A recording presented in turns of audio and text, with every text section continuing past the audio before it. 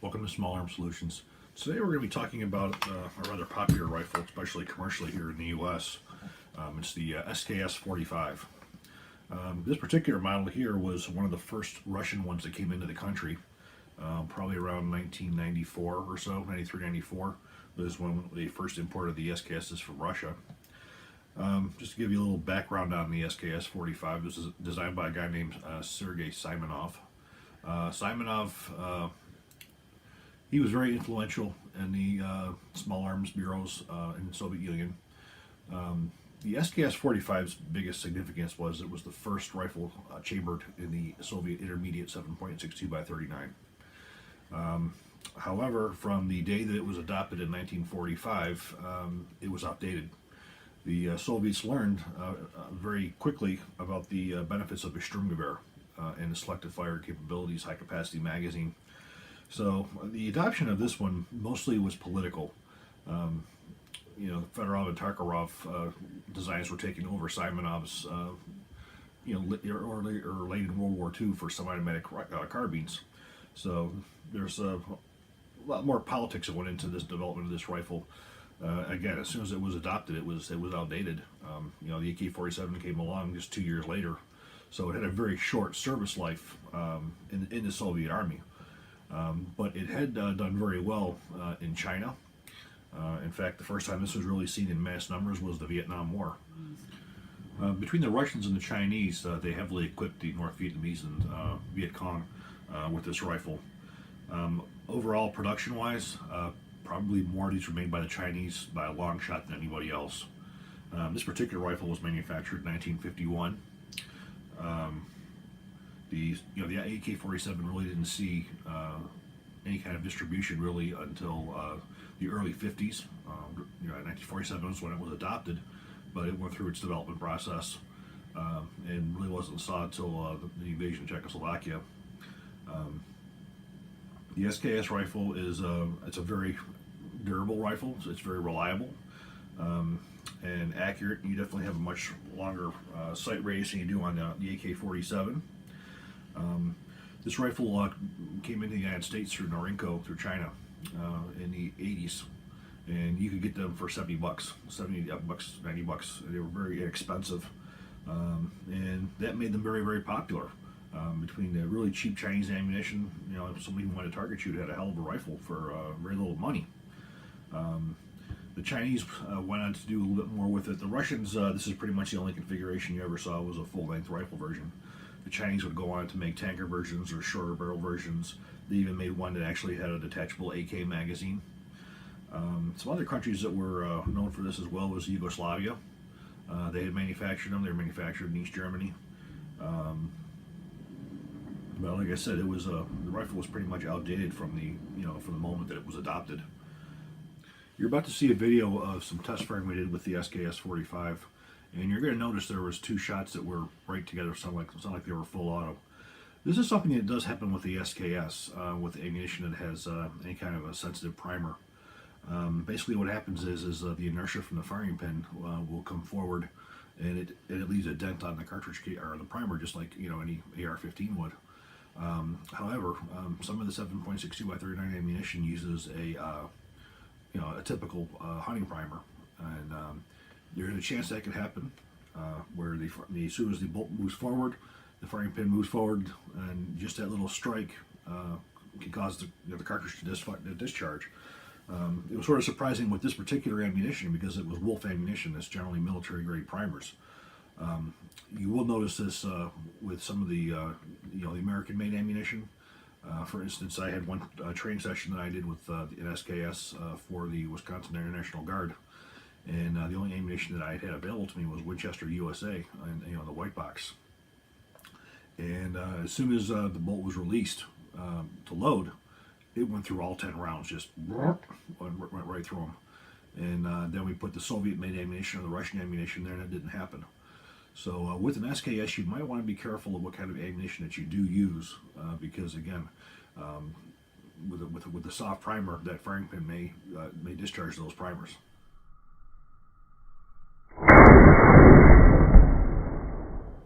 The SKS is fed through a 10-round fixed box magazine.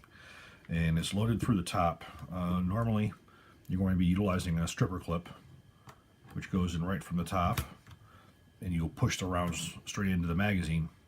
Or you can take each individual round and insert them into the magazine.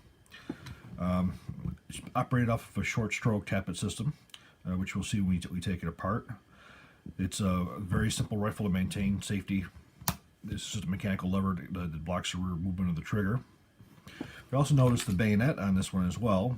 This is actually a blade type bayonet. You can see the groove in here as well. All the Soviet-made or Russian-made ones utilize this. You'll notice with the Chinese versions, you actually have a spike bayonet rather than an actual blade. Something else to notice about this particular rifle is the colors of it. You have a shinier blue type stainless steel, and you also have a polished bayonet. This is actually one of the Soviet parade grade rifles used for drill and ceremonies. It wasn't so much as a combat rifle. They were generally all black, all flat black. The wood is typical what you would expect, laminate wood. Very well, it looks pretty good. Serial numbers actually will match on the actual stock itself, on the receiver, on the bolt carrier, on the bolt, and as well as on the gas tube. The gas tube is actually just scribed in by hand for the matching serial numbers. We're going to go over a little bit the disassembly of this and take a look at the inside. So you can pull down lever, drop the magazine down, go forward. Disassembly, lift upward on this rear lever, pull it out. Receiver cover will come right off. Remove the action spring, pull the bolt back, lift up. The bolt is quite interesting if you look at how it's actually actuated. This is not a rotating bolt. This actually has a mechanism very similar to, actually identical to that of the Sturmgewehr. As the bolt moves to the rear, it lifts up on the back of the bolt, takes it out of engagement with the locking surfaces, and moves rearward. And then as it goes forward, the bolt locks it, moves forward.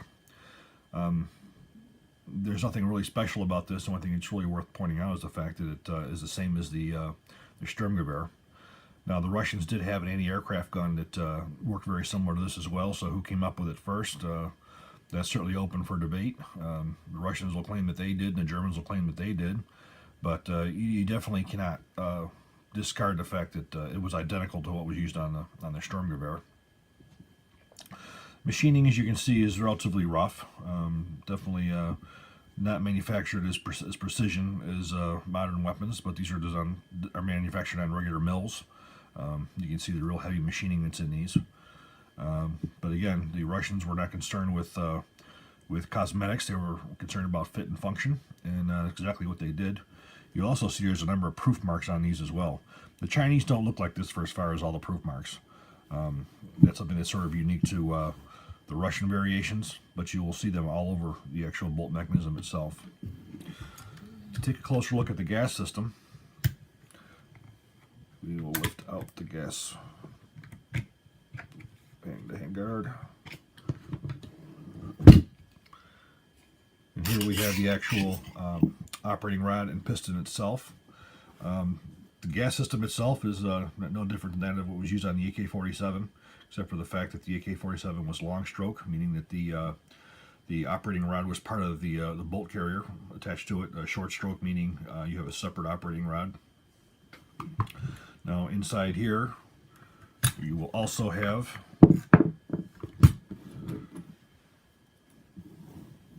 the return spring and the actual piston rod.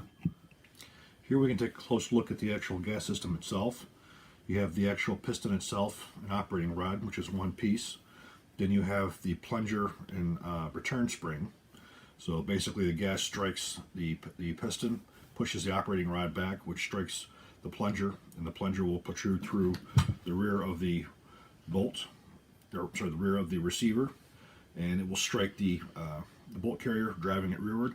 The system is very similar to that of the FAL rifle for as far as the way that it operates. However, this came before the FAL rifle.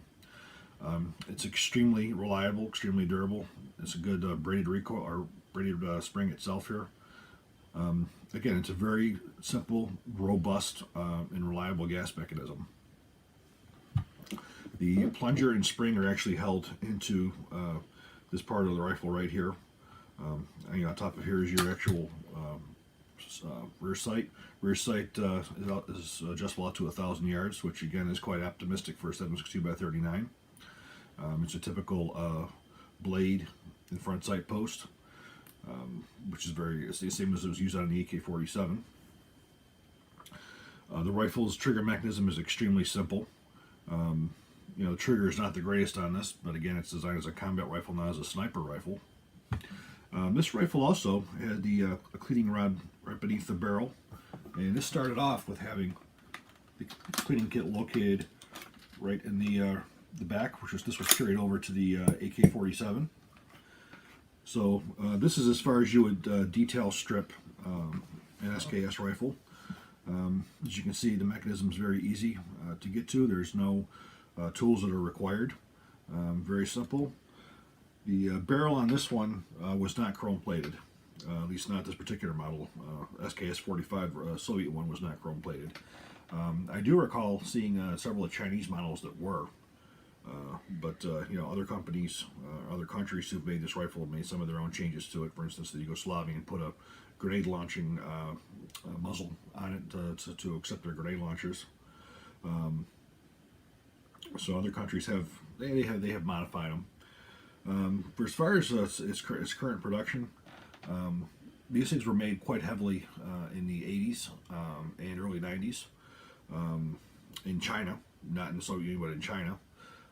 China actually found a very big market for them commercially, and that's how they were actually sold in the 80s and 90s, was commercially, until the ban went into effect by President Clinton on importing military products from China, which cut off the supply of the Norinco type AKs and SKSs, as well as the ammunition. The Chinese ammunition made these guns extremely affordable to shoot. It was extremely inexpensive. The Russians actually picked up on that market after the Chinese were cut out of it in the United States and began producing the ammunition as well. Certainly the ammunition that the Russians produced was a much higher quality than the Chinese. The Chinese sounded like fireworks. No one round sounded like the next. It was not very precisionally manufactured at all. Now what we're going to do is we're going to put this rifle back together. First part we're going to put back in is the plunger and the spring. That will insert in the face. And we're going to push that all the way in. And then it's going to get caught. It's held in place by the locking lever here. Then we're going to take the operating rod, insert it from the face.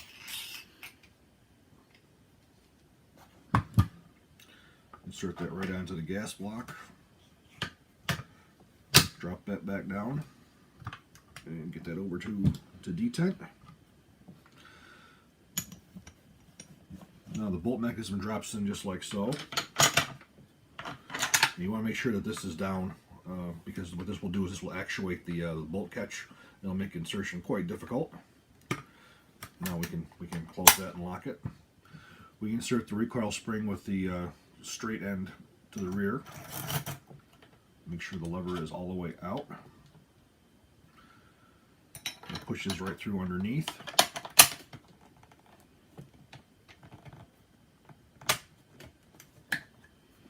Now we can go ahead and put the cleaning kit back in. You do it with a rounded edge first.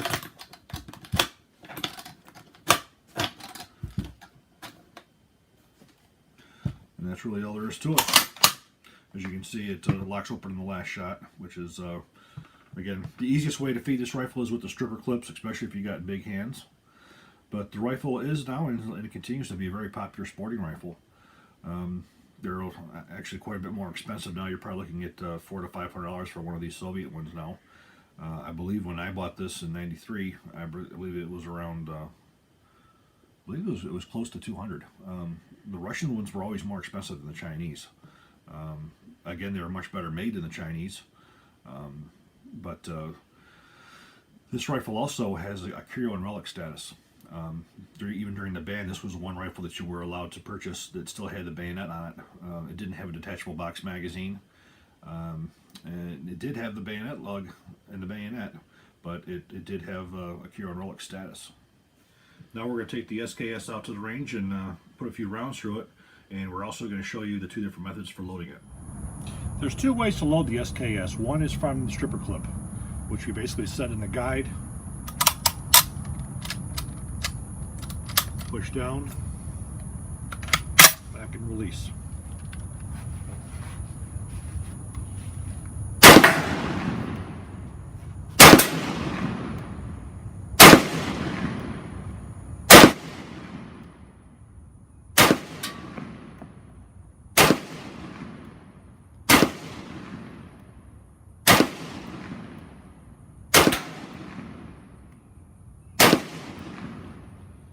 The second way is to load them individually.